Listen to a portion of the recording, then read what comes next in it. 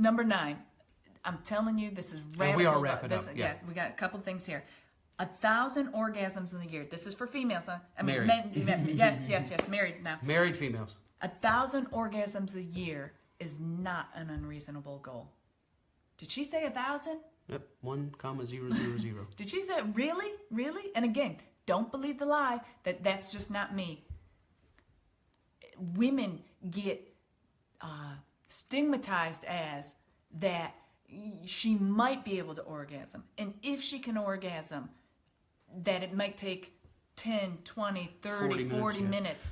Lights perfect, temperature perfect, house perfect, bills perfect, money perfect, and 30 minutes of stimulation with the hand, a toy, a penis, or a tongue, and maybe, and if not, good try, Daryl. That is, you get that furniture cleared out, you get rid of that shame, you get in contact with who you are as a sexual being, 10 minutes, man, the ship has left the station. We are on number 5. You know what I'm saying? Well, listen, we have to demystify female orgasm. We've been told that how difficult it is. It's very easy. And to say, man, I finally achieved an orgasm. No, you should be having multiple orgasms. Achieve is not the word you want to look for. We don't achieve and reach. We experience and we enjoy. Yeah. We experience and we enjoy. Well, how do I get to 1,000? Well, let me tell you, Mike and I have sex every day. Every day? Every day. Every single day. Okay. There could be a day or two where we are exhausted and fall asleep, or of course he travels, whatever those things are. We try to connect as much as possible. But I will tell you. We make up sex. It doesn't mean when we fight. No, it means we missed a day. I was going to say, if there's a day where it was like, oh man, we fell asleep or we got tired or whatever, and whatever it happened, that it did not happen, you better believe the next day could be 2 or 3. And even if we had 2 or 3 yesterday, it could today be 2 or 3, and tomorrow be 2 or 3. And then there may be a day that it just didn't fit in the schedule, but you should be having sex. But acts of sex, 1 a day, which is doable, average, yes. easily. But you don't have 1 orgasm No, so per, you said, well, that's 365. No, you should be having multiple. And let me tell you, it shows that when you reach that first orgasm. Shoot, then they start falling like dominoes. If you got a good man, if your man's not an idiot. And this goes to servanthood, which is probably a whole nother teaching because we've got to, this goes to servanthood. And explain every day, what about your cycle? You can say it. Okay, I've done so good this whole thing. So there are certain times when it's just we don't need CSI out here wondering what happened with their black light. We don't need all that. There are things that you can use, vibrators that you can use to stimulate the clitoris and the nipples and nipple stimulation. You can do nipple stimulation with your hands, with your mouth. You can do on certain days if it's a lighter day, etc. You could do in the shower with the shower head. You could do manual stimulation with your hands. You probably don't want to do oral during a cycle, although some people do that. Get you a small vibrator. Orgasms are wonderful with cramps and releasing oxytocin and whatever these things are. So yeah, even in that, and someone said, "What do I do with my husband?" I'm sure something can be done. Even if your lady parts are out of commission those couple of days, I'm sure. Just get creative, pray, and seek the Lord. Okay, let me do these couple of things. Sex itself is generally defined. This is good. I know we're wrapping up, but you have to hear this. Sex is generally defined, or the end of sex, I guess, is defined by the male climax. That when the male has orgasm and climaxes, then that is when sex is done. And it should not be that way. That's the man's world defined. Sex ends when I come. So we have to change this. When we're talking about female sexuality and equality, this has to change. And I'm not talking about who's first and who's last and all of that. But what I'm saying is, it's like if he's climaxed, we at least have reached, or completed what we were trying to accomplish. But what about the woman? And so we have to redefine these things. And here's the thing. Why do we not have women apologizing for climaxing too quickly? Oh, baby, I'm so sorry. I couldn't hold out. I tried to hold out. I tried to concentrate. I was thinking about baseball. I was trying to think about laundry and not come. But I'm sorry, baby. I'm sorry. And now I've gotten mine. Sorry. So baby, I hope you're good. Maybe tomorrow. Yep. That is not how this is defined. Pastors' counseling is not filled with husbands complaining about my wife just climaxes too quickly, or she won't slow down for me and consider my needs. But let me tell you, pastors and counselors' offices are completely All the filled time. with men, women crying out saying, my husband doesn't address my sexual needs, or we have women that say, he comes so first, and forgive the words, I'm sorry, he comes so first, or he comes and then just like leaves me, and when he goes to sleep I masturbate to finish mine. We have never had a counseling session where a guy says, yep, she climaxes and then just rolls over and goes to sleep, and I just have to jerk off afterwards because I feel like a piece of meat. Why?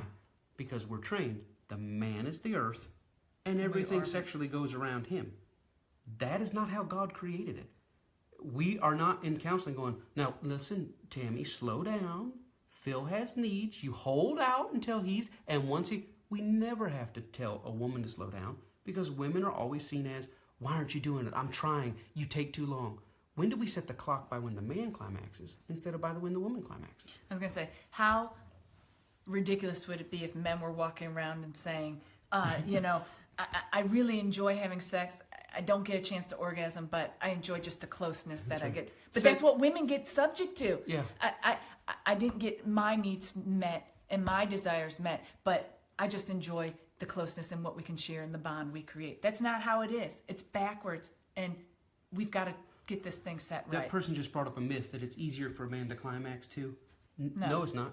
That's not true. We're told that. That's not true. We're told that. You see all these memes where a guy's giving oral sex to his wife, and he's turned into a skeleton down there because she's not even close. That's an unencumbered soul. People believe because people say, well, that's what I'm told.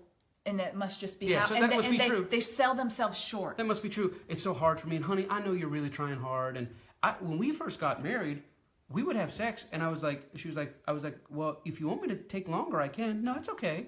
I said, honey, I can hold out and tell you, no, really, I just enjoy it. And I was like, this doesn't make any sense to me. Why would you not want to climax? And if it's like, well, golly, for a woman to climax, it's like you got to run 5 miles, pick a dump truck up, throw it over your head, then come back, then swim through alligators. We just don't have time for that tonight.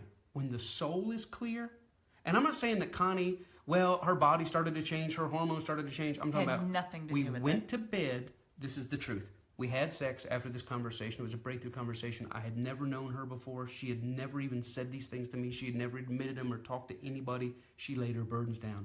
We had sex. She had an orgasm, maybe 2. I don't know, whatever. Then I had an orgasm.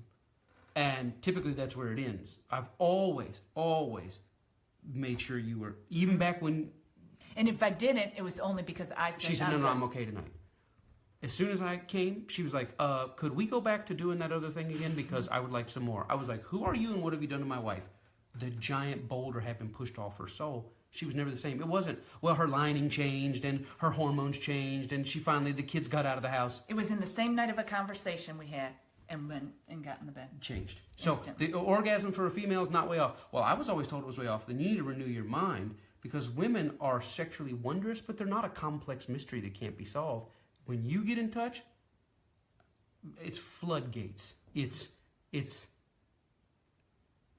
She has to quit.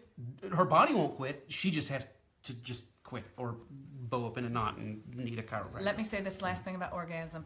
There's a problem that we've read about this and we've heard about this. It's true. That heterosexual women are having fewer orgasms than anybody else. What does that mean? It's a real study. So they say fewer than heterosexual men, fewer than gay men, fewer than lesbian women, that heterosexual women are the ones having, and I tell you, it's because our souls are encumbered and because we've been fed this baloney that it's so difficult. This is what I mean. We have to demystify the sexual or the female orgasm and not believe the lie and the myth that it's so, this thing that we're hunting for. What is that? Loch Ness Monster or something. You might get a chance to see it, if all these things happen. And we have to say that it's not, that this was not God's original intent. Sasquatch. Yeah, that's what I was trying to think of something where they say that there's this being, and maybe one day you'll be able to experience baloney. And it's we've got to renew our minds. This was not God's original design for married couples and women as sexual beings. We've got to say, wait a second, I've been lied to. I'm missing out. We got to keep moving.